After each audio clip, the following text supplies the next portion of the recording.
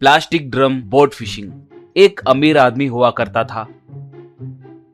उसे मछली पकड़ने का शौक था। उस गांव के बाहर एक तालाब था। उसमें मछलियां पकड़ने का अधिकार देते हुए सरकार हर साल नीलामी करती थी। इस बार भरद्वाज नीलामी में जीतकर उसे अपना बनाया।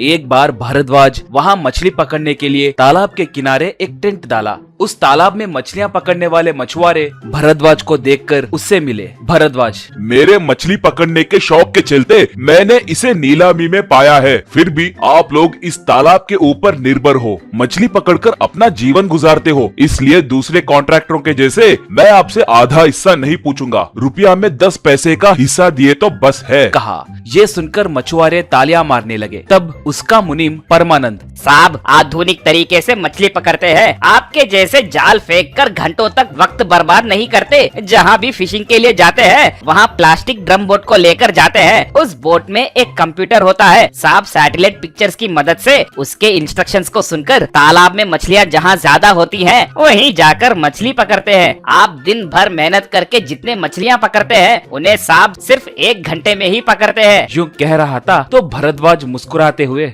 परमानंद, खुद की तारीफ करना अच्छी बात नहीं है। कहा। परमानंद तब, आप रुकिए साहब, ये तो मामूली बात है। एक बार आप समुंदर में व्हेल मछली को पकड़ने गए थे, वो नहीं मिली तो सिर्फ एक बड़ी शार्क मछली को पकड़ पाए तो आप कितने मायूस हुए थे, ये मैंने इनसे बताया नहीं ना। एक बार आप यूं ही आधा घंटा मछली पकड़ने के लिए बांसी डाले तो सारे मछलियाँ खुद ब खुद पानी के अंदर से उछलकर नाव में गिरे। नाव मछलियों से भर गई। उस वजन से नाव डूबने लगी तो आप खुद थोड़े मछलियों को पानी में डाले। ये बात तो मैंने इनसे बताया ही नहीं। यूं विनम्र होकर कहने लगा तो वहाँ के मछुआरे आश्चर्य होकर सुनने लगे। तारीफें सुनकर भरद्वाज मन ही मन में खुश होते हुए, वैसे परमानंद, तुम पिछले हफ्ते कुछ जमीन खरीदने के लिए सोच रहे थे ना? घर जाने के बाद कैशियर से मेरा नाम बोलकर वो पैसे ले लो, कहकर मछुआरों की ओर मुड़कर, कल मैं फिशिंग करने तालाब में जाकर मेरे कंप्यूटर के दिए समाचार से मछलियाँ पकड़ूंगा, उन सारे मछलियों को तुम्हें ही दे दूंगा। कहा। परमानंद,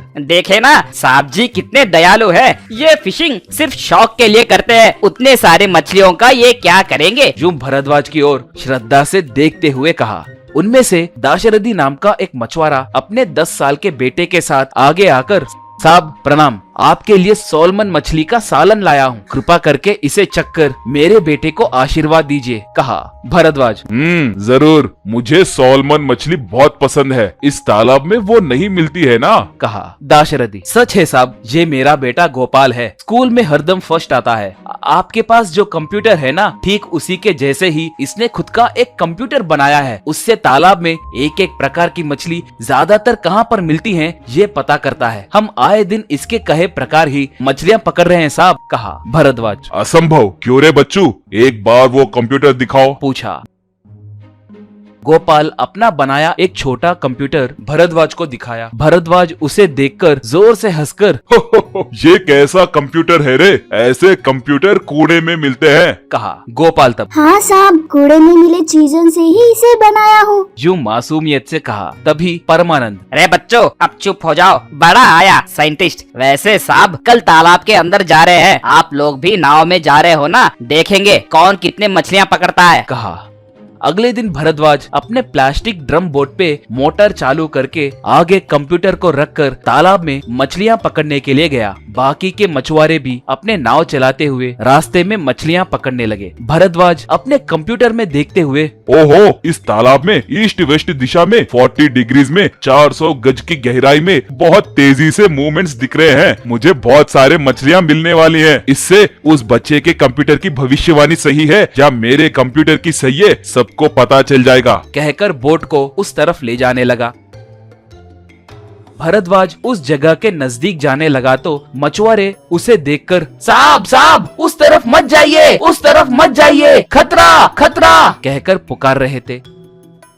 भरद्वाज उन्हें देखकर, वो लोग हार जाएंगे कहकर रो रहे हैं, यूं सोचते हुए और तेजी से उस तरफ गया। बस तभी बहुत सारे बड़े और छोटे सांप आए, थोड़े बोट पे चढ़ गए।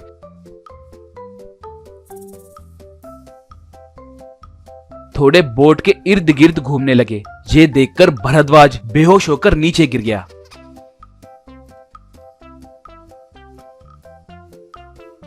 बाद में भरद्वाज की आंखें टेंट में खुली। वो मैं कहाँ हूँ, मैं कहाँ हूँ? कहा दाशरथी, भगवान की कृपा से आप जिंदा बचे साहब। तालाब में उस तरफ हजारों की तादाद में पानी के सांप हैं, उनमें से थोड़े जहरीले सांप भी थे, इसलिए हम कभी भी उस तरफ नहीं जाते। कहा गोपाल तब। सर, उस पानी के नीचे मूवमेंट्स को देखकर आप मछलियाँ समझे थे ना, वो मेरे कंप्यूटर में भी दिखते हैं। कहा भरद्वाज गोपाल के पीठ को थपथपाते हुए। मेरा घमंड टूटा, किसी को भी कम नहीं आंकना है कहकर मैं समझ गया हूँ। इस बच्चे की पढ़ाई और उच्च शिक्षा के सारे खर्च मैं देखूंगा, कहकर मुनीम से। परमानंद, तुम अपने स्वार्थ के लिए मुझे झाड़ पे चढ़ाकर तारीफ करना, मैं पागल के जैसे सुनकर खुश होना, अब से ये सब नहीं चलेगा। फिर एक बार ऐसे बात किए तो तुम्हें नौकरी से निकाल दूंगा। कहा परमानंद। माफ कीजिए साहब। कहकर हाथ जोड़ा।